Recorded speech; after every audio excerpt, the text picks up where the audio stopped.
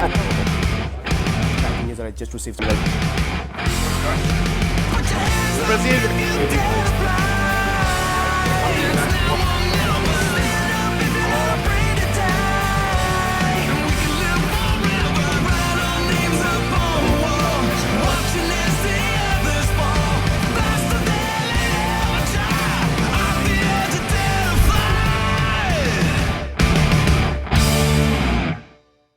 We just started our podcast just to have this conversation, with especially for the people in Bahrain and the Middle East, just to have an idea of what fighters go through, what their life is. And pretty exciting because I was reading about you a little bit more because as a fighter, we know you as a boxer, but then I just came to know that you also wrote a book. Yes, I did. Tell me a little bit about that. You started? Yeah, you can go on. Don't worry about it. Just go on. Yeah, so in terms of the book, it's Dare to Change Your Life. So in England, I was gaining lots of popularity for boxing, and people were seeing me as literally just a boxer. They see the finished article, the finished product, but they don't understand the sort of journey. And for me, I didn't want to do like an autobiography or anything like that. It was more so like a 40 steps to, dare to be great. Yeah. Because I'm not sure if you saw in the research that when I started boxing, I was overweight. I was bullied in school. And I grew up in a rough area in London.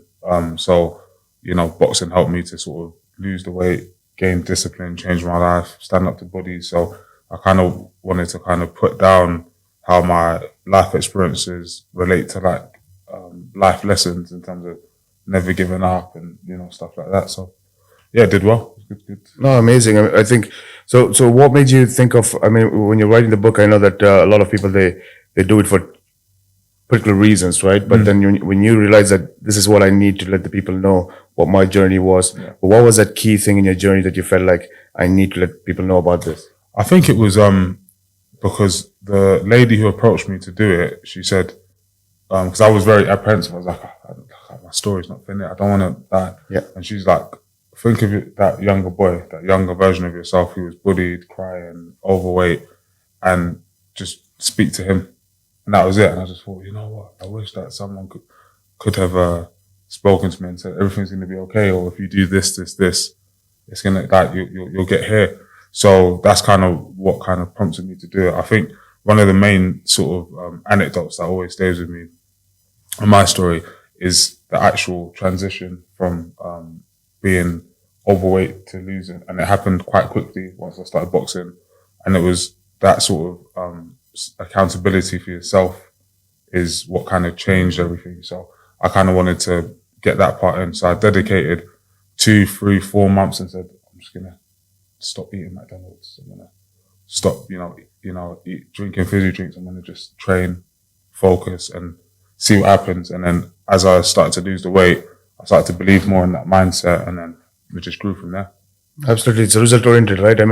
Tony, you've been here in Bahrain and coaching the young generation as well to build them up into, but also educating what boxing really is and what it matters. Yes, there's competition. There's a great career you can have through boxing, and it's really a cool thing to be a boxer, right? Professional boxer. But at the same time, to the young generation, you've been here for many years, and you've been focusing on how you can educate these informations, which Lawrence is currently talking about.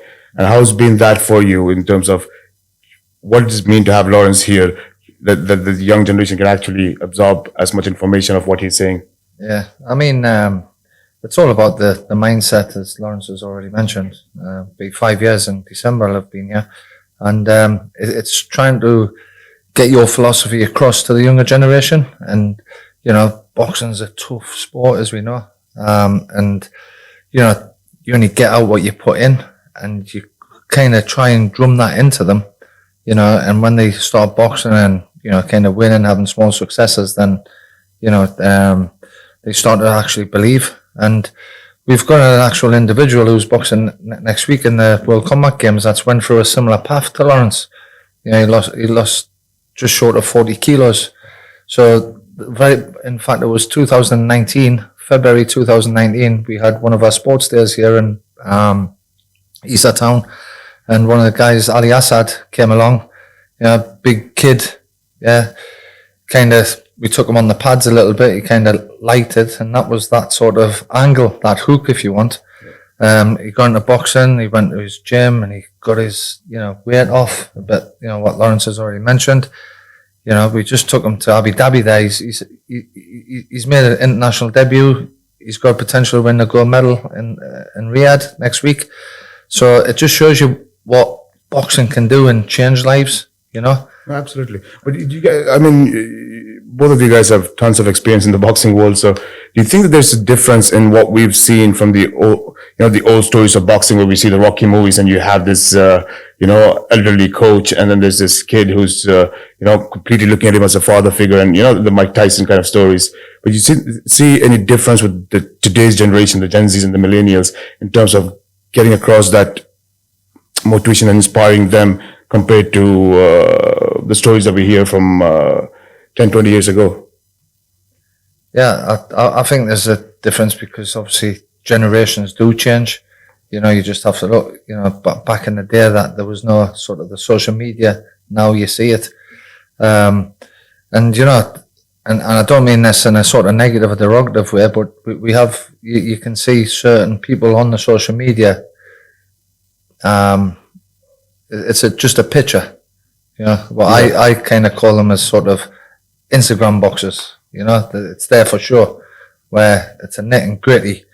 Obviously, I think the social media's got a good, platform to have and to try and engender the next generation of good boxers to come in that can be used on that platform.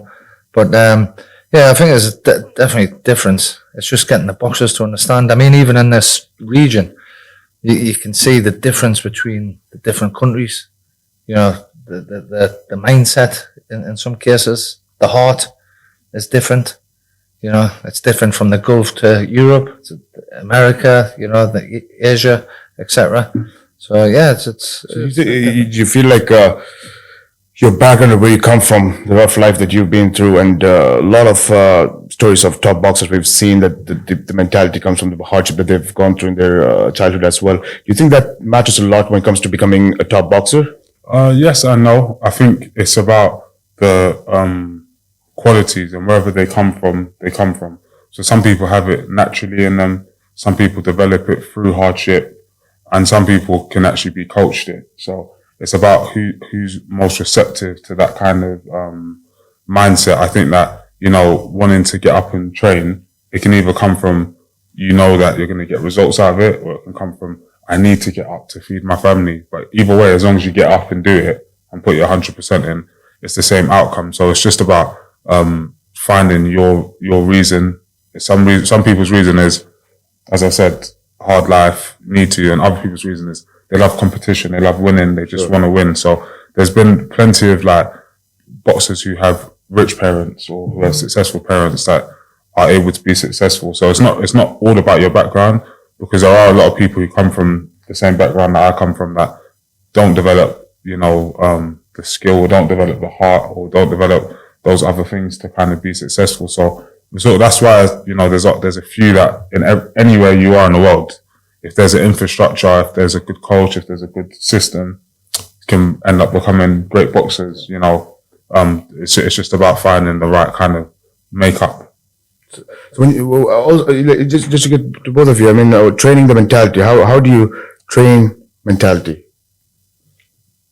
Well, it's got to come from the individual as well. You can, as Lawrence mentioned, you need to be. It's one of the biggest things is being able to be coachable. Because sometimes boxers think that they may know it all or whatever, and to make it to the top level, you've got to have something other than just the talent. You can only get so far on talent alone, the natural ability. You've got to be able to be coachable so you can help realize that individual, realize their potential. And most of it comes down to the mindset, the attitude, and you just need that little something different, inside, that intrinsic motivation to help you get up out of bed, because it's quite easy just to press snooze and roll over, isn't it? Yeah, definitely. Or get an Uber. Yeah, exactly. So you need that to get up. And there's some fighters, what Lawrence has done, I think it's a bit of a fairy tale, I can go on, the likes of Amir Khan and stuff like that, where that kid, he did have that natural ability, but he had that something special inside him to try and he was also pushed by his parents, but tried to give the full support. I mean, he didn't have it easy. He had, I remember coming to England training camps, and his dad used to be a taxi driver. He'd drive all the way from Bolton down to Crystal Palace in London in a taxi, so he can attend these squads. But that's what has resulted him to, maybe make it at the top level. I see so many kids that have so much natural ability, but maybe because a couple of things are missing, where they might think they know it too much, that they know it all, and that attitude kind of just lets them down slightly. You got to go all in any ways, right? If you want to be where you're looking to be the best in the world, you have to go all in. There's no excuses, and that's when you mentioned that when you saw Anthony Joshua, and that's when a lot of things changed for you, and you really realized and inspired yourself to what you want to be in life. And then when you thought of going into the Olympics, you had that 4 years where you put everything aside and completely focused. What was that 4 years for you? I mean, mentally, on the other hand, some of the people are also looking and saying that there's a lot of pressure from the outside that comes in and says, do you really want to sacrifice it 4 years? Why don't you put something on the side? Maybe that's a contingency plan. You might lose that 4 years, and if you don't achieve it, and there's a lot of negativity, which comes from a good place, by the way. Sure. They want the best for you, but how do you deal with all of that and take that risk and say that I am going all in? Yeah, I believe it's all about self belief, and also being able to be okay with how it ends up. So I always said to myself, I'm gonna go all in. If it doesn't work, I gave it my best shot, and then I'll be able to figure it out from there. But you kind of just have to be almost a little bit delusional. Like I said, I'm gonna go to Olympics. I'm gonna become a world champion. And when you're saying it, there's no real reason why you should be saying it at the time. But then, because you have that sort of mindset that other people might call you crazy, like, as long as you have that within yourself, it allows you to go on and achieve it. Not having it means you won't get there. So a lot of people will have the thing and not make it. But if you don't have it, there's no way you're going to end up in that position, because you have to do stuff that other people don't want to do, wouldn't do. And the only reason why you would do it is because you have belief. So I believed. I had no reason. I mean, like Tony, not like to say I'm going to go to the Olympics. I had no international experience. I'd never actually been to the English setup, but I was just there saying, yeah, me too. And, that sort of just drove me, and then I ended up achieving it. But if I didn't have the belief and the mindset, I would have just been like, there's no way. Yeah. Why should I get up? Yeah, they're never going to see me. So I'm just going to rest today, or I'm just going to not do it, or I'm just going to work and find a job. So I believe that you have to have that kind of single-minded sort of self-belief. And on top of that, you have to be a little bit, I don't want to say crazy, but you have to be a little bit just believe to a point where other people call you crazy. Well, absolutely. I mean, there's a lot of people saying that to be a fighter, to do what a fighter does, whether it's a boxer, an MMA athlete, any one of those, you have to be a little crazy. Yeah. Absolutely the right way. I mean, you have to be a little bit crazy and nobody else can really understand what you're going through in the head. And that's something that, like you said, it could sound crazy, but you have to be a little bit different mentally to be able to do that. So, and how was that journey? I mean, it's 4 years of keeping everything aside, but what's the journey towards going into the Olympics? How tough is that journey? Like, a lot of people don't understand it. They see different competition that's out there, but they don't know the difference of what is that journey like to be in the Olympics. Yeah, I'll do as a boxer, and then maybe But as a boxer, it's probably worse than trying to become a world champion as a professional, because as an amateur or Olympic style boxer now, there's one event that's pre-booked 8 years in advance. On this particular day, you have to be this weight, fit, strong, fast, and this is it. You got one shot. Yeah. There's no, I'm sick this week, so we push it another week. This is the dates. So that comes with extreme high pressure. So every tournament that you go to, there's a reason for it, or there's an end goal. And for example, when I went to the European qualifiers, everyone goes there. All the European boxers go there. When there's one in Asia, Africa the same. And everyone goes there that day or that week or two, and they know this. If I win this, I'm going to the Olympics. Or if I place here, I'm going to the Olympics. So everyone there all has the same dreams. They've all got parents. They've all got family that they said, I'm going to go to the Olympics. And you have the one event to go and make it happen. And that comes with pressure. So every fight is life and death until you've qualified. So it comes with extremely high pressure. You don't want to overtrain. You don't want to you want to be fit. You want to be strong. And as an amateur Olympic style, you have to fight day after day after day. So it's not just one big event. I beat this one guy and I've done it. It's okay. I beat this style. Then tomorrow I fight this other style. And it's also the best guy from that country. Yeah. And then the best guy from the next country. And then the best guy from the next. So you're always at high competitive level, and you have to stay consistent and you have to, stay believing. So definitely very, very, very, very tough. And ones that do it, you got to take your hat off to them.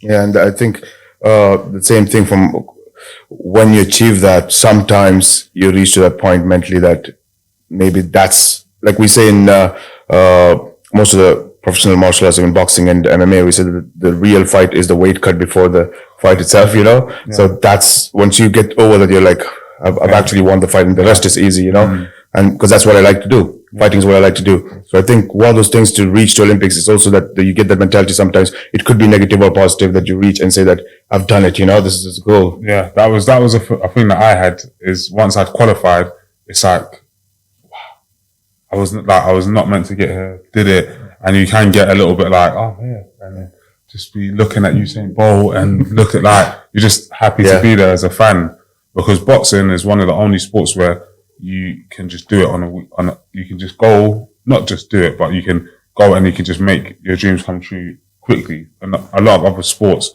you kind of know who's the fastest runners, who's the best jumpers, who's the fastest swimmer. There's a table in it. You know pretty much who's going to win what.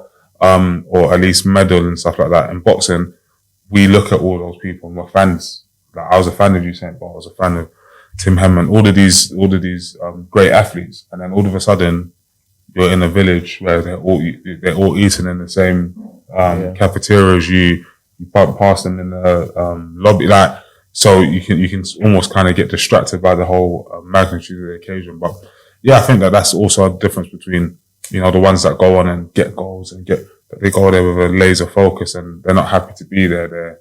They're there with a goal.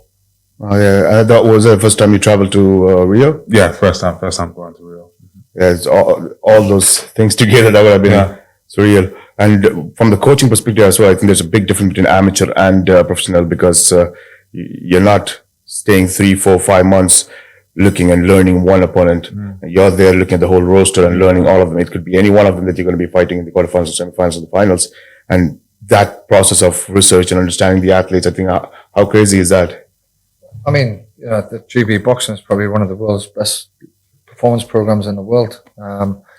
Quite far off back in, to the year 2000, even as an ex-boxer going through it myself. But where it is now is fantastic, and they have such a great setup, and it's to help people like Lawrence, who've got this natural ability to come through. And he was right in what he's saying, that he shouldn't have been at the Olympics, really, with having where he come from, but because he had this freakish power and natural ability, GB boxing have this structure set up where they cover all angles in one sense.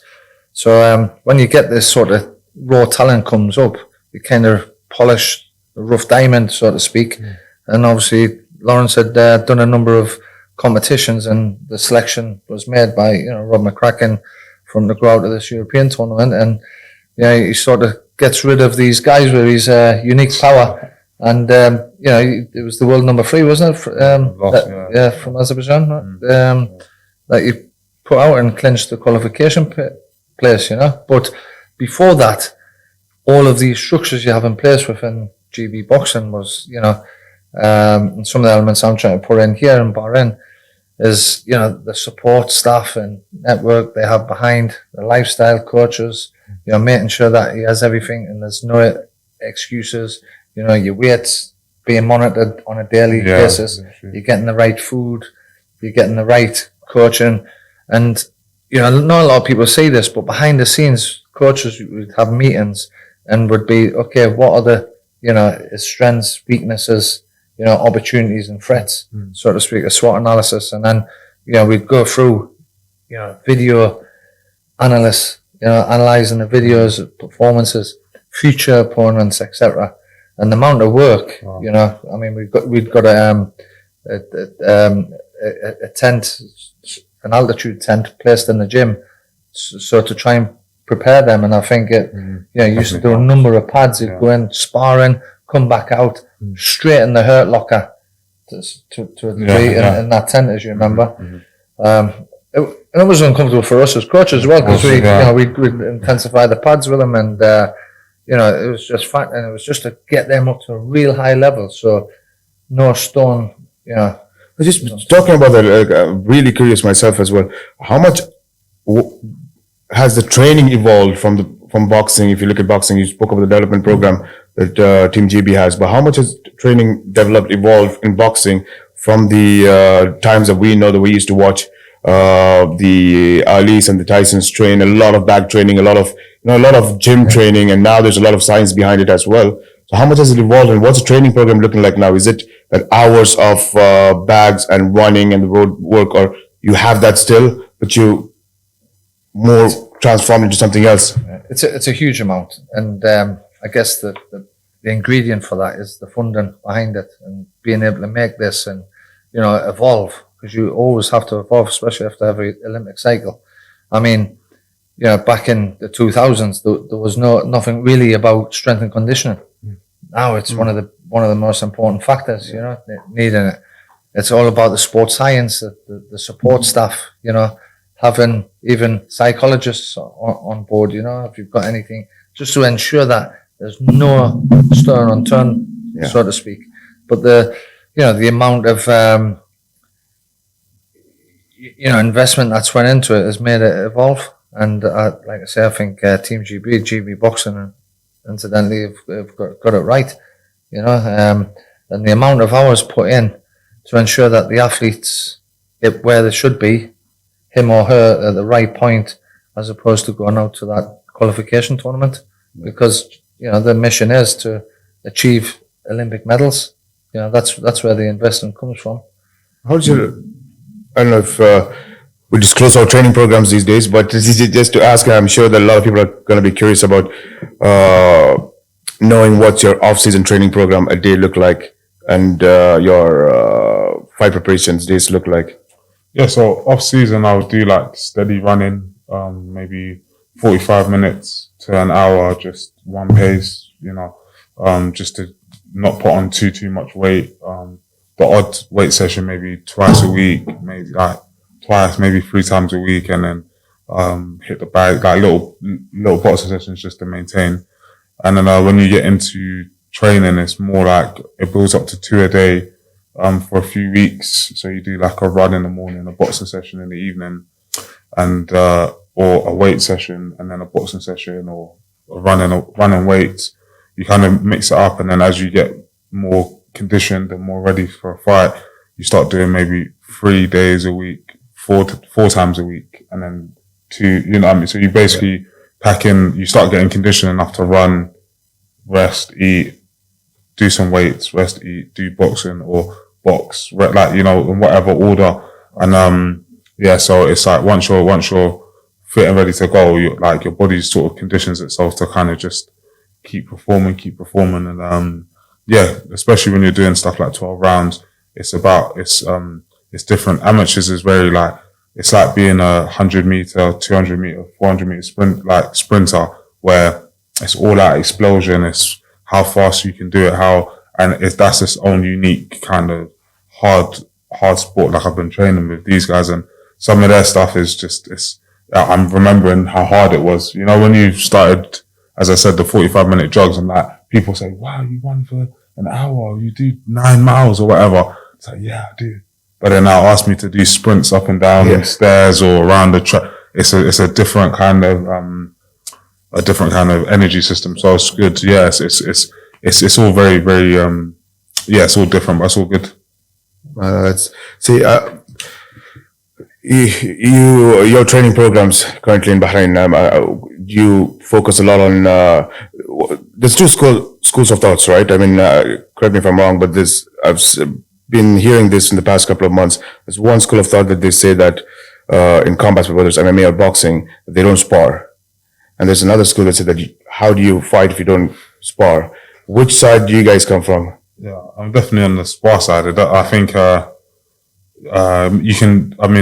thing that Tony does very well is that he can make sparring, intense but intelligent, So I think you don't need to have a war every time you go to the gym. You don't need to, throw as many punches as hard as I can, and he does the same because it's hard to learn, especially under those circumstances. But when you add conditions to the spar, it makes it like more learning orientated, and when it's open, it's more realistic to a fight. But I think, if you don't spar properly, what ends up happening is when you're in the moment of a real fight and it's the kicks are coming or the punches it's a different kind of intensity you're not really mentally or physically ready for. So yeah, I'll definitely say pro sparring. Comes down to periodization, doesn't it? I mean, you always have to spar. I mean, I don't particularly like putting kids on bags because bags don't throw back, so it's unrealistic. Yeah. The bags are there for a certain purpose, and that's for work intensity, etc. But as Lawrence points out there, we do a lot of technical stuff because you've got someone there in front of you. It's realistic, and every coach will have a different philosophy. Where my philosophy is more to the realistic sense, where boxing's hard enough as it is. You can't have wars all the time, and I see quite a lot in gyms where they just go hell for leather. But then that becomes, those boxers have a short shelf life.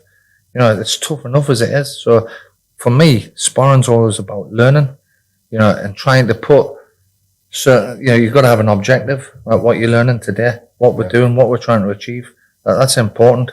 Where probably some just, okay, go box, and there's no thought process behind. It's going to be from a technical point of view from my side, and there's different ways and means. There's a time for tough sparring as well, and it's open, but it's still controlled by the coach to a degree. And there's different ways to intensify it because you might not have the right people at the time or whatever. So there's a different way of doing it, and there's 3 types of sparring in boxing. Technical, conditioned, and open. Technical is you're trying to achieve a certain skill set, polish that up a little bit. Condition is giving you a particular condition where the other boxer might have a bit more of an advantage or a disadvantage. Yeah. And then that's where the intensity to come from. And then you've got the open sparring, which is the next best thing where, you're on your own a bit. You still get the coaching advice, but you can do what you've learned in those technical and condition and apply it.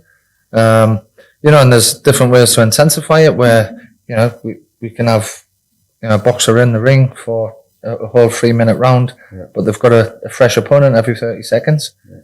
There's different ways and means, but the main element is that it's a learning. But sparring is all about learning. That's also the good side about the amateur world, right? Like it's purely the sports side, the competition, the training, the development. And then there's the professional side of boxing where there's a whole set of different world that you have to learn, which is called the entertainment side of things, right?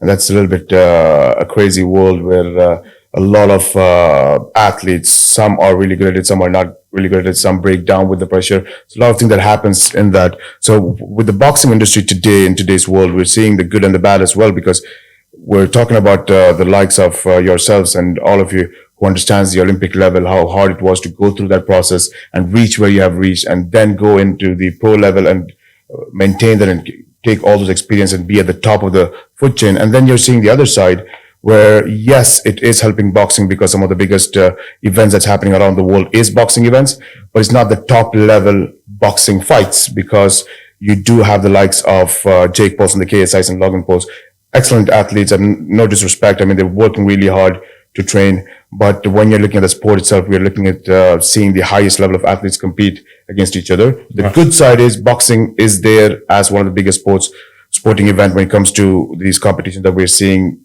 Likes of Tyson Fury with Ngannou fighting, or Logan versus Dylan Dennis, or all that stuff. So the talk is there. It's good for boxing. The boxing's name is out there. But at the same time, is that taking the limelight a little bit away from who are the top fighters that's fighting? Where do you see the boxing industry is today in that matter? I think we'll only know in the next 10 years how it goes, because when I started boxing, I'm sure obviously when Tony was boxing, it wasn't actually that cool to be a boxer. You did it because you loved it. There was no social media. There was no Instagram boxers. It's just, you have something a little bit different that said, no, I'm going to fight another person for a living, or I'm going to, fight to, bring back a gold for my country.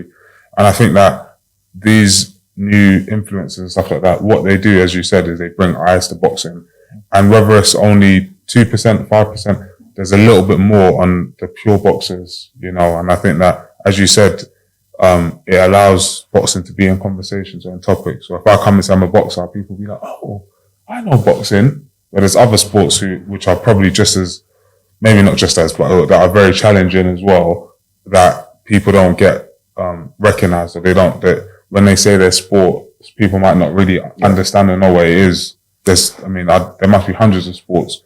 I don't know all of them. So allowing boxing to be one of the top sports, MMA now one of the top sports, it's like, it has this good, in terms of the other side, it's the only downside of it is that I think it can take away from top tier, athletes that, dedicate their whole life, because they might not have the profile, or they might not have the personality that's captivating. But it's about, I think, really educating a fan base on the sport.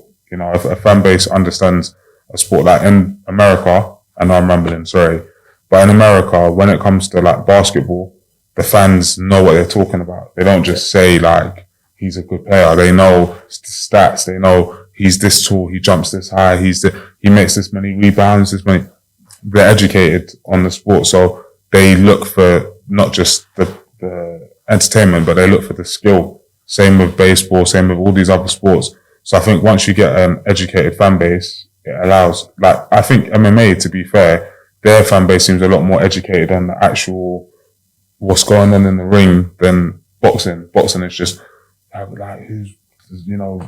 I think the fans in MMA are a lot more like, oh, good takedown, or good this, good that. So that's why I think that they always push for the best to fight the best, as opposed to the other side. But yeah, that's just my thoughts. Yeah, I think, but that's the thing, right? I mean, I always think about this question that what do we as managers today tell our athletes who are turning pro? How much time do you have to spend in training camp, and how much time do you have to spend on your YouTube? Your Twitch and YouTube, because you gotta do that, because it doesn't matter. It's like, but I'm gonna be the best fighter in the world. Sure, be the best fighter in the world, but you're not gonna get paid as much as a guy who has 2 million subscribers. Get that subscribers up, boy. That's a good point. That is a good point. So what are you going to teach the next generation? How much time they have to spend on this? So I think there is definitely the good and the bad side on it, as long as, like you said, in the next couple of years, as long as it starts transitioning into people getting educated about boxing, knowing boxing, and then they want to watch the best compete against the best. But then we're seeing a lot of exhibition shows as well that's happening, where we're seeing that, okay, that's also good, because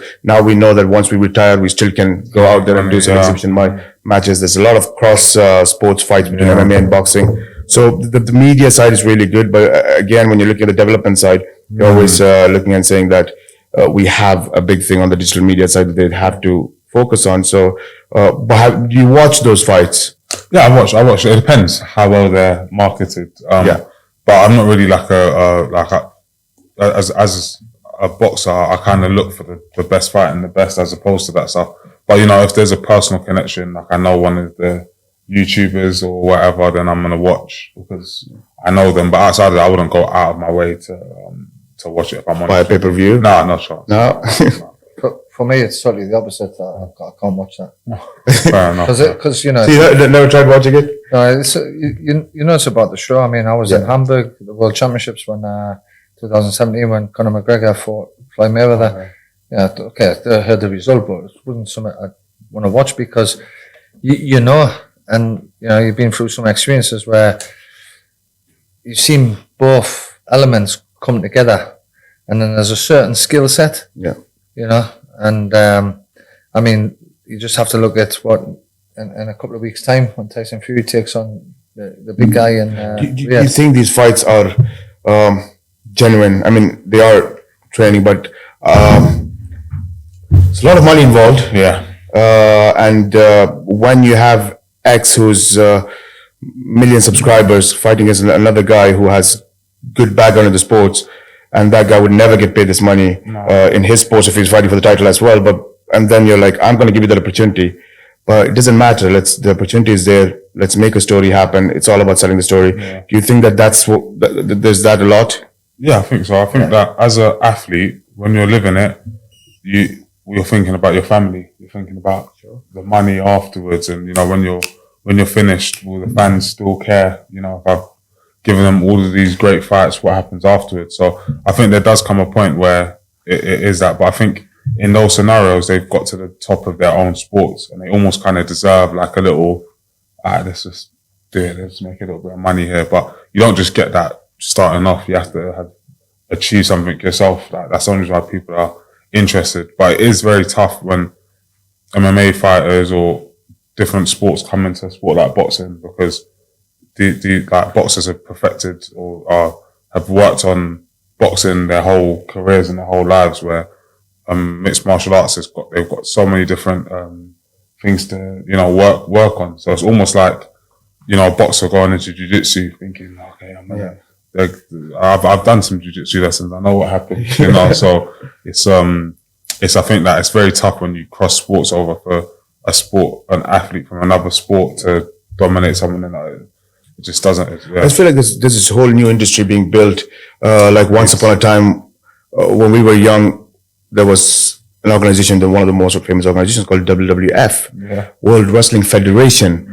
And it was federation, so we all thought this is wrestling, you know, but that's how wrestling is. Yeah. I mean, Shawn Michaels might be one of the best, you know, you know, and he's very confident walking in, right? So we thought that was really wrestling, and we believed that. And there's still a lot of people, by the way, who believe that's real. And they had to change the World Wrestling Entertainment because you can't call it a federation. Yeah, come on. What are you guys doing? You know, like people think that, okay, you have the amateur wrestling and then you go to pro, and that's what happens at the pro level. Yeah. But that was storytelling, and they did a very good job, and you could have anybody come in, you know, you could have a dead man walking, and you know, all that stuff goes on. But it was just storytelling. So I think that unknowingly we're creating a WWE into boxing, where it's storytelling and all that stuff. You could have tomorrow you'll see like Dylan Dennis. I mean, he's a BJJ guy coming and doing boxing, right? So when you're having anybody who could come and compete, and tomorrow you're like, you don't even need to be a combat sport athlete. You know, you can have Usain Bolt come in and compete now. Who cares? You know, like who knows when Cristiano retires, Cristiano Ronaldo can come in and box. I mean, Cristiano Ronaldo is going to show up in the wrestling. WrestleMania, I think they're going to show up. So you see what's happening. So I think in boxing, we're creating a WWE that's actually gradually being built. And I think obviously it's down to business, you know, and I think there's that aspect of possible surprise, what could happen. But I think for the real boxing fans, I think you know what's going to happen, because with this fight coming up, I think, the technical ability that Tyson has, the feet will just be a huge factor, and it'll just create night and day. But it depends on the both guys whether they produce a show. Yeah. What's the script looking like? I mean, I mean, come on, Floyd and Conor. Yeah, of course. Just the show you carried them for. Can't finish that in the first round. I mean, You know, I understand. But I want to go to real boxing conversations. But just to, and I mean, everybody wants to know, right? I mean, you guys know KSI, Logan Paul, Jake Paul. If from a boxing perspective, I'll give it to both of you. How would you rank them 1, 2, 3? Who do you think in between them? Say the names again. KSI.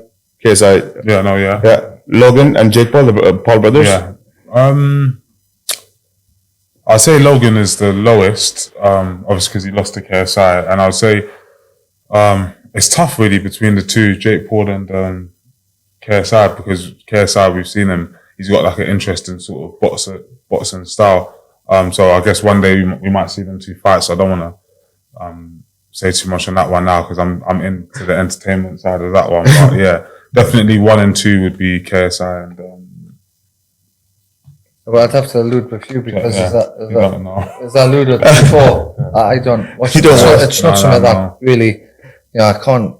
Yeah. But how's the I skill think- level? If you've seen them. I'm sure you must have seen some clips of them punching the pad or something like Yeah, that. no, I've trained with Jake Paul. Yeah, come on, Agent. Yeah, and one thing we say is that they do the same sessions as boxers. Yeah. Like they give it a go. Sure. Of course, they're not at the level, but I think you know what it'll be like. It's like, is it blue or white collar? Yeah, white collar. White collar, where it's like, you know, like you have it. It's an experience, isn't it? Where you have in England and probably across the world, you have like people that work normal jobs, like maybe an accountant or that goes on the evenings, does a boxing session, and then they have fights against other people in the same thing. They're not full-time boxers, but they learn how to box and then they have a fight against each other. So it's sort of similar to that, but they go full-time with it. So they get to a slightly higher level, but that's kind of what it is. It's like you wouldn't see them against a professional that has trained his whole life, but against each other, it's reasonably even. Like 1 to 10, Jake Paul, what would you give him? It's hard to say 1 to 10, but it's like, as in, obviously, maybe in terms of like world level, European, British, it'll be like, sort of local area kind of, do you know what I mean? Yeah, local, like, not like, obviously, yeah, because I think that the main thing that's missing there is like the long-term athlete experience. development. Yeah, it's really, You know, yeah. I mean, No, definitely. I mean, it's also the time, right? I mean, you spend so much time in training, and that's your whole life, and it's years after years, day after day. I mean, you can't just come one fine day and think that I can do it, and you still can work hard. That's why I was in the beginning. I was saying that these are kids who are really trying hard, working hard, training hard. Definitely. I mean, Jake is really putting his efforts into it, but there is some things that you say that, listen, you're not that age group. If he was going to a gym and he wasn't Jake Paul. Yeah. If he went to a gym actually and said that, listen, I want to be a world champion. Yeah. They'd be like, yeah, we'll talk to you later, you know? I mean, that's what would happen, Sure. right? But that's the situation. But again, you know, I think, looking at your career, you went into the pro side, you went, 2.5 years, a little bit over 2.5 years, you had 14 pro fights in that short period of time. I mean, that was actually a sprint. I mean, Yeah. you just went back to back. One of the things that I always think about is when you have that kind of win. I mean, 14 is incredible record, right? But when you have even 7-fight win streak or 8-fight win streak, every other fight becomes more heavier because of that. Who's going to break his record? You know, who's going to take that win streak away? So, but when you sprint and have those kind of fights in that short period of time, is your mind not thinking about it because you're just thinking of, I want to win as much as I can and go for the title. So your mind doesn't work that way. Yeah, I think you're kind of not focused on the wins, or you're focused on the journey, which is trying to get to like a world title, for example. So I think, yeah, that's what you kind of more focus on. It's like, it's not 9-0 or 10-0. It's like, okay, I'm British champion. Like you're trying to find your way to that, you know, ultimate prize, which is the world championship. And I think that, you know, obviously it does come with pressure, but the pressure is only really the pressure you put on yourself. And like, if you do get involved in stuff like social media and you're reading the comments and it's like, oh, they're saying I'm going to win, or they're saying I'm going to lose. And like, you know, then the occasion can kind of get you. But once you kind of, I think it's important to build a social media, but then you can't let it consume you or make or break you. And that's one thing I've always said with boxing, is that I love boxing. Boxing's my life. It's, you know, it's a great sport, but eventually one day you're going to have to stop. Yeah. Same with any MMA fight, any of the greats that you've ever seen in any sport, one day it has to be that. I think that's enough. Yeah. So you don't want to allow yourself to be you as a person. So me, Lawrence, I'm Lawrence as a person, and then I'm also Lawrence the boxer. So it's like one day Lawrence the boxer is going to be the former boxer, and I still have to be happy within myself with anything that I achieve or do and whatever else, so that, you know, you don't end up with stuff that boxers deal with lots of depression and feeling removed, or like no one cares anymore. So I think it's important to kind of separate the social media, the character from the reality. You not thought about going into coaching probably whenever your journey ends? I don't know. I think you have to be a special kind of person to be able to coach and have extreme levels of patience and stuff like that. I haven't developed that yet. Maybe obviously with kids, I might get it, but no, I think maybe mentoring and stuff like that. I think for me, it's more stuff like I could do stuff like I think setting up gyms and like creating infrastructure, but I couldn't see myself day to day like coaching. And also I get too emotionally invested in boxing. It's too much. But there was something that I always thought about. I mean, like you said, you have to accept the fact that one day the career is going to end, and you have to look at something else outside the career, within the sport or outside of the sport. But the best time to build that career outside is while you're in the show, right? The limelight is on you. This is the time for you to build that. But at the same time, I was just watching this documentary of David Beckham that came on Netflix, and the issues that he had with his coach at Manchester United at the time was, well, he was assuming as that the coach wanted the best out of me to become the best football player. But I want to know that what do I do at this time so that when football ends, what do I do after? So I have to create it now when the limelight's on me, when the media really loves me. But me trying to do that and the coach's goals against that clashed, and we were not aligned together. 100%. I think a lot to do with boxing as well, because we want to see our boxers as a coach or as a manager, we want to see him 100% focused on boxing. How do you manage it as a fighter, and how do you manage it as a coach with fighters? So that's one of the toughest kind of questions I think I've been asked, to be fair. It's such a hard balance. I think the only way to kind of make it work is to do as much media stuff as you can outside of training camp. And once you're in as a professional, once you have the 8-12 weeks training, lock in as much as you can. And then in the weeks after, the months after, do what you can media wise. But it is one of the toughest balances because, as you say, like sports is so fickle today. You're the best footballer in the world. 10 years down the line, wasn't that? So it's kind of like, you do have to look after your interests after your sport. But, it is tough because it can take away from the moment. Absolutely. And I think it's much more easier for other sports compared to the likes of boxing and MMA, because in other sports, you could be, I always use this analogy that you could always be a Lionel Messi that doesn't go on the camera. You don't know what he's speaking, you don't know his language. Mm-hmm. But as long as he makes his team wins, he scores the amount of goals, you're fine because the team does their promotion. There's fans for the team. Mm-hmm. But in boxing, it's you and yourself, and there's no Barcelona or Manchester United that fans will come to my fans automatically. I have to build them all myself. So it's just so much more harder to build that fans and do all those things and still build a career outside and use that while you're an athlete. And still get that idea that if I don't focus 100%, there's another guy from Cuba who's coming in and training every single day, It's crazy. That's such a tough balance. You're 100% right on that one. And you think coaches has to be focused on 100%, or does coaches have a role to play in, I don't think it's a coach's role, but mostly the managers, but coaches have to understand that as well, I think at a professional level, right? Yeah, of course. I think so. I mean, it's trying to do the best you possibly can. You go through many roles, not just as a coach, but many of the different. It might be a brother, it might be an uncle, it might be a priest, whatever. Many different roles you play as a coach. But it's just trying to help that individual to be in the best sort of mindset.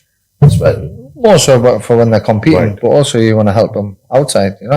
Do everything that you have to do because that's important, but as long as it doesn't affect your mentality and doesn't take you away that. And some boxers, you have to treat them differently as well, because it's individual sport. Some people you might have to wrap in cotton wool, but some people you might have to be quite kind of autocratic to them, because that's the response becomes better from that way potentially. So it's just getting to know the individual. Absolutely. And what works best for them. And Lawrence, you won a lot of titles, definitely, but WBO is one of the biggest. But then there's the biggest title you can win, and there's the biggest title that made you feel that, wow, this was so important for me in terms of impact in your life or belief in your life, or which was this WBO world title, or which was your most, let's say, meaningful, which meant a lot to you, the most to you? That's a tough one. I think the world title now, I say, okay, that one. In the moment, I think the one that I liked the most was the European title, because I beat an undefeated champion for that belt, and it's the first fight I was going into. I was a bit like, I don't know what's going to happen here. You know, I hope. You know, like, I'm usually like, easy. This one, I went in and I was just like, this guy's good. Like, he's got the right kind of style to cause me problems. And then in the fight, it was so physically demanding that when I got the knockout, I was more happy that the fight was finished than than I won. I was like, oh my goodness, it's over. Like, so when I won that one, that was probably the most excited I was in the ring. But the WBO, the world title, it kind of felt surreal, if that makes sense. You know, after I won, I was just like, oh, like I went home, I looked at the belt, and I was just like, oh, that's well, it just didn't feel like I don't know, because you kind of built a whole portion of your life around a thing, like a day or an occasion or a belt or whatever else. And once you've got it, it's just like, oh my, what's next? Yeah. Like, so that's definitely well, that definitely was when my life changed the most with the WBO. But in terms of raw boxing and forget the glitz and glam, it was the European. Yeah. Oh, yeah, amazing.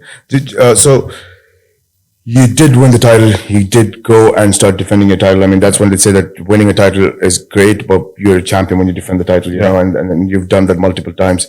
But then there's a lot of hype behind your last fight, right? I mean, talk about, he was your training partner. Yeah. You've had what, 300 rounds of, sparrings Yeah. together and all that stuff that came with it, the odds and everything else. What was that fight for you like? First of all, fighting a training partner, like, how is it like when you train with someone for that many years or that many rounds of sparring? Was it different when it was a fight? Yeah, definitely. I think one of the hardest things for it is the mindset of it, where it's like, oh, like usually when I don't know somebody and it's time to fight, I'm very like focused and quite vicious, like in my approach towards them. I'm not necessarily rude, but you know, when I see them, I see like, okay, this. When I was looking at him the whole way through, I was just like, no, there's Chris. Like, oh, we're gonna box on it. So it's kind of like I didn't have the same kind of tunnel vision that I do about opponents, and I think that's something that only comes with experience, really. And I think obviously being a champion as well, at the time it's quite like you get into a comfort zone of like, oh, I'm good, like I've got this, like, and I think as me and Tony have been, you know, discussing and kind of going through, you have to go in and you have an actual mission and an objective to accomplish, and that's what you got to focus on and forget who the person is or what it is. You just have a job to do. So yeah. No. Very eventful fight that was, but again, you have a lot ahead of you, a lot of things going on. I don't want to get deep into it. I know where you are in terms of discussing and what the people know outside, but you do definitely have a lot of options. You have the rematch as an option. You have a lot of people have been talking about you going into the heavyweight division, but at the same time, what's the new weight class they opened up? Bridgerweight, yeah. Bridgerweight? You know, so do you ever think about what could be next? Yeah, definitely. But I think for me, definitely getting that world title back and then making all those same moves. I think as a personal pride and just as you know, righting some wrongs. I think obviously a rematch is always the best thing to go on and do. So we're going to definitely get that one. And then after that, as you said, I'm still, you know, relatively young in terms of boxing. So there are definitely heavyweight. Bridgerweight is nice, but it's only one belt, one organization. So I think heavyweight is definitely the creme de la creme. It's the one that, you know, all the great fighters that there's some, you know, welterweights and stuff. All of the great fighters that I knew growing up were the heavyweights, and it would be good to kind of stamp myself in history with a world heavyweight title. And then when I'm finished, I'll really be able to say, I started from here and I Olympic and what cruiser, heavyweight. So, you know, those are the sort of things that I'm sort of aiming for. Oh, that's crazy. What a story. Tell me about your experience here in Bahrain. I mean, how was it? You've been here, you've been training with the team, and the experience of the boxers here to get that opportunity to meet you and see you. What was your experience like being here? Yeah, it's been good. It's been good so far. I think being in Dubai, it hasn't been too much of a culture shock. I wasn't sure when I got off the plane. I thought, oh, nice airport, fair enough. And then once you get into it, you know, anything that you kind of need in terms of actually Bahrain, it's like, you know, good infrastructure, good roads, good food. So it's good in that aspect. In terms of the boxing side, I think that Tony's done a great job, to be fair. Like, I do, feel for him sometimes in terms of, like, I see how much he has to do. So he has to be not just the coach, he has to be the administration, get this done, get that done. And I think I look at these fighters and there's, a particular young boy, I can't remember his name now, the 16-year-old. Yeah, one of the brothers. No, the one that, he boxes quite long. Oh, brother. So he's going to be a prospect. He's boxing tomorrow, actually. Okay, He's cool. Yeah, I prospect can't for wait to see ISF. that. Actually, and he's only 15 years of age. And, Yeah, I can't wait. He's going to be a special talent. So I watched him, and you know, I never talk up fighters. That's not really one of my things. But I watched him and I was like, oh, that's good. Yeah. Like, you know, like you just and you know, because I wasn't expecting to see any sort of not disrespectfully, you don't hear of Bahrain and boxing, so I wasn't expecting to see anything. I saw him, I was like, oh, Tony's been doing a good job, like, because the guy he knows how to box, keep the distance. And the thing that got me is, I think, honestly speaking, I haven't said it to Tony, but I think that somewhere like Bahrain has got all of the sort of right ingredients to make good fighters, except for investment.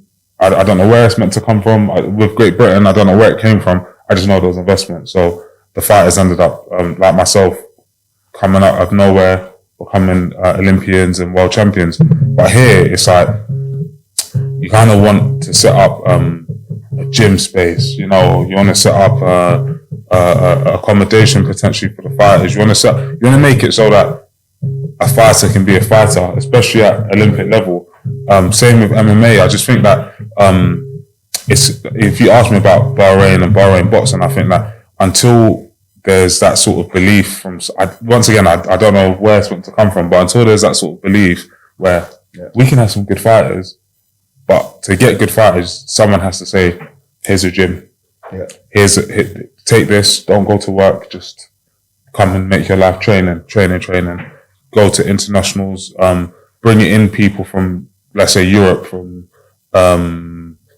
Cuba, these like to come and do training camps, so you can, because you have to consistently be in boxing, and to get international success, you have to know what the world is like. When you're here in Bahrain, you know what the Gulf is like. So the Bahrain's got some good boxers that will be able to beat maybe Saudi or something like that. But then when it comes to like across the Atlantic and across the Pacific, you have to experience it, and it has to be from young. So I think there needs to be like a infrastructure built, more than just Tony and what they've got now, to kind of force these fighters like this young boy. Like I said, I can look at him and I can say, any 15-year-old that I've seen, he's as good, if not better, than anyone that I've seen in England.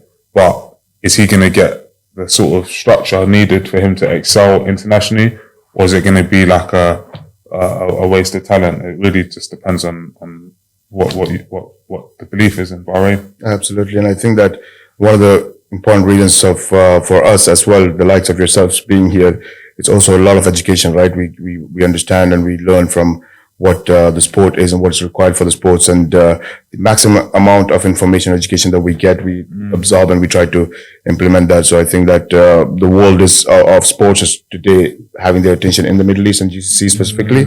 So I think that this is a time for everybody in the GCC to capitalize and look at it, not just as, you know, there is an infrastructure side and there is a development program side, but also to look at it as a sports, economic media side of things, you know, so because this is where the rest of the world is coming today. So we have to build it ourselves as well from ground. You know what it is? I'm sorry, I'll just get one last one off, is that everyone wants to come to the GCC to fight, or you guys got sometimes the best facilities. You want to come and use it. I've come. It's like, it's good weather, good everything, but you can't just always import athletes in. You can't say, oh, he's good from, Tyson Fury's from England and got like, come bring them in. There's opportunity to actually build your own talent from here. So it's like people from Bahrain, people from Saudi can get behind someone that went to that speaks the same language or goes to the same places as them, or they've seen them on this high road there. So I think that, I do believe it's going to happen, but it does take an investment. Yeah. We're going to see you more often in the region? Yeah, definitely. I've moved to Dubai. So I live there kind of full time now. I've been here for a few months. Obviously while Tony's keep coming back. So it really just depends on how the infrastructure kind of works. But it's a good place so far, and I've been enjoying it. No, I think the boxers just see the look on their face, you know, and it's, fantastic, you know, and you try and get that little extra from the boxers. Actually training, you know, with 4 months soon to be 2-time world champion, and that itself just creates, you know, instant motivation for the guys. And I mean, to have Lawrence come to Saudi next week, you know, supporting the team, and you know, it's that extra push for the boxers, you know, and you kind of sort of buy that, you know. No, definitely. Listen, I know that you guys have busy schedules, and thanks for showing up for the show. And hopefully, I'd love to have a different time to have a more detailed chat, because I'm a fan of boxing. I love the sport itself, and it's a lot of things that you'd love to pick the brains of the likes of yourselves, you know. And it's amazing to be here, sitting and having this chat with you. So hopefully, we'll do this next time again. Brilliant. Thank you very much. Thank you, Tony. Thanks. Thank you. Let's check out.